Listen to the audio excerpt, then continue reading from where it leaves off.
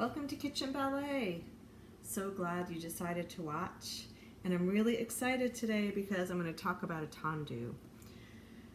Okay, today's my day where I took a wellness morning, so I did a hill walk around where I live, and I managed to do 30 minutes of yoga, which I'm not very good at, but I do because sometimes it's hard to get out, right?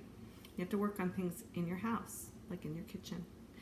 So I came down, and exciting news in Seattle is that a Target's opening. It's already open in Ballard. So that's exciting. And another thing about this week that I want you to know, in case you tune out a little early, is that I am teaching a master class focused on jumps this Sunday, November 17th at Dance Fremont from 12 to 2. There's information on my website, and I would love to see you there. So these are little tidbits I always say we can do in our kitchen, and I share that when I teach, but it's fun to get in the studio and get some personal attention. It's a 2-hour class, so we have extra time to really dig deep in some of those aspects about jumping. And I will be doing more after the holidays, so keep checking in at julietobiasen.com. and also join my mailing list. And I am going to start mailing something out, but join it so that when I get that together, you can be on that list, okay? My last video was about turning out in your pliés, and if you're following along and you're someone who has not really taken ballet or hasn't taken ballet for a long time, I probably should just go through the positions a little bit more, just for a moment, and then I'm talk about tendus in those positions, okay?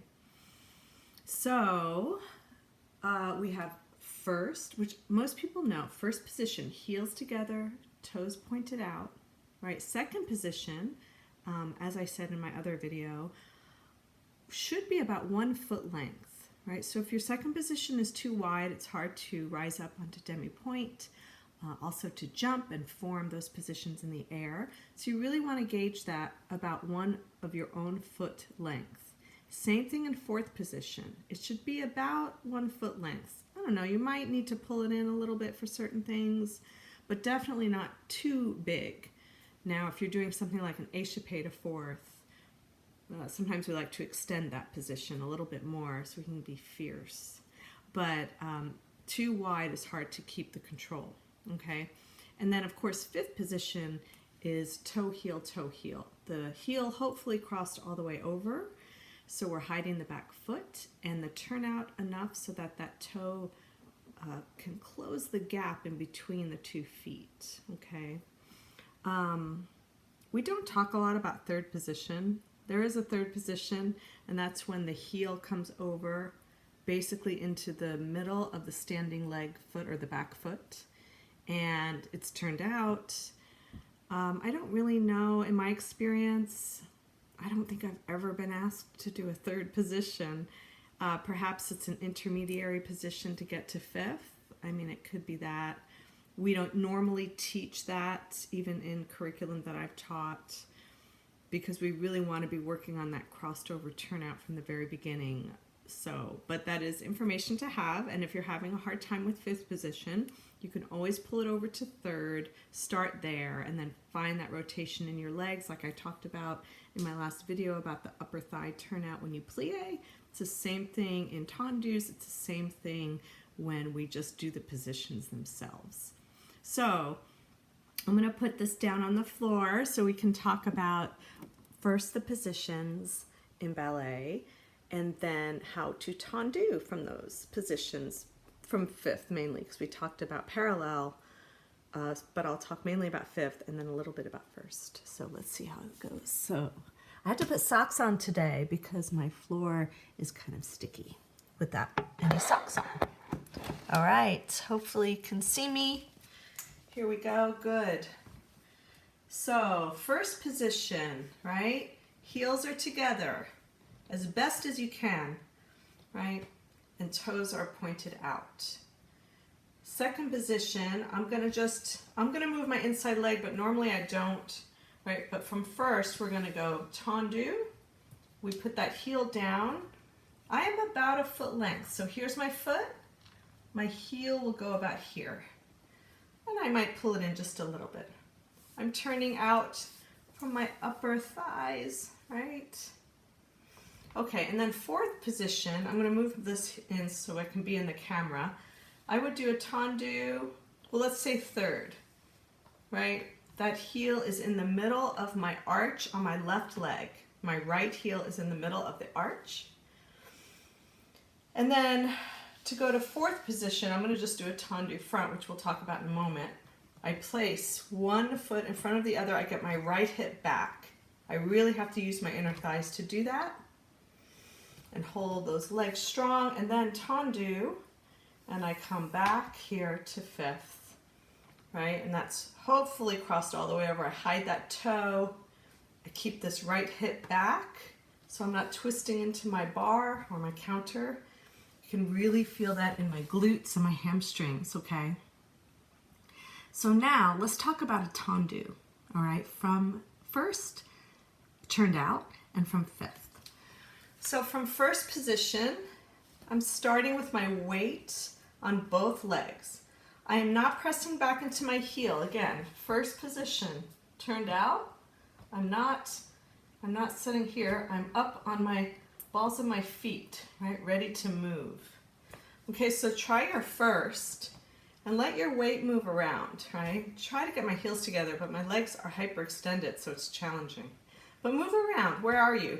You know, you could be on too much on one side in the first position turned out, right? You want to be right in the middle of both legs, but I want to have light heels. So I have my arches engaged, not gripped, but engaged. When I go to tendu, I'm going to feel my heel of my right leg. I'm going to tendu with that one. Feel my heel pressing forward by holding the whole inner thigh of this position, right? Heel forward. I'm going to cross my leg over and I pull my toes under to get right in front of my standing leg. And then when I come back, and my right hip is back, just like we practiced, I use my ankle and I soften my demi point and I bring it back and I'm on two legs, right? So heel front, toe under, then I'm on my leg. And ankle, soften the demi point and back. Now if I don't pull the toe under, this is what happens. I go out to the toe and then I'm on my heel. Then when I go to lift my leg, I'm going to fall off to the heel, right? When I pull my toe under, hopefully I can let go of the bar and I can even lift it and put it back down. Ankle, ankle back, soften the demi, heel comes down. I'm going to do a little plie because that feels good. All right, when we go from fifth, I'm going to use my other leg. When we go from fifth, right, have square hip, always that front hip needs to be pulled back. Get your glutes tight, feel your hamstrings. I'm on the balls of my feet, even though my heels are touching. I start to brush that heel out. It's challenging. My inner thighs are very tight. I could hold a piece of paper there, okay? I brush that heel front. I push my demi, and I pull my toes under to cross. I pull my ankle back like we talked about in the ankle exercises. I soften my demi. I pull two legs together to become one leg, right? Press that heel front, keep that demi, and then point it. Soften the ankle, right? We're not pressing into the demi. It's just softening to brush in. And then let's have a plie to stretch that out. Okay? So, come back to me.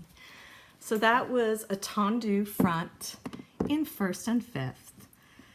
And I'm just going to go there today because I don't want it to be too long. The same rules apply when you go to the back and when you go à la seconde. But to the back, right, we really have to work that ankle with a bit more focus. So I'm going to talk about that in another video. But for today, let's work on tendu front from first and from fifth.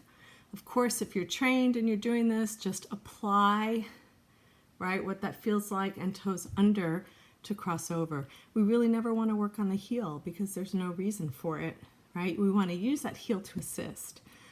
But once that leg goes out to the heel and it's not crossing over where the standing leg is, your weight starts to shift on the heel. It's natural, right? It's really hard to control it. So that is a really good thing to practice, especially in your kitchen or at the bus stop or wherever. So, all right, and I'm gonna make a waffle and I'm gonna see you next time. But I want to hear about this Tendu. I want to hear that you practiced it, and if you have any questions, send me a message and come to my masterclass or my open classes at Pacific Northwest Ballet, Monday and Thursday night. Check my website, sometimes it changes. And I hope you have a great week. So take care and bye.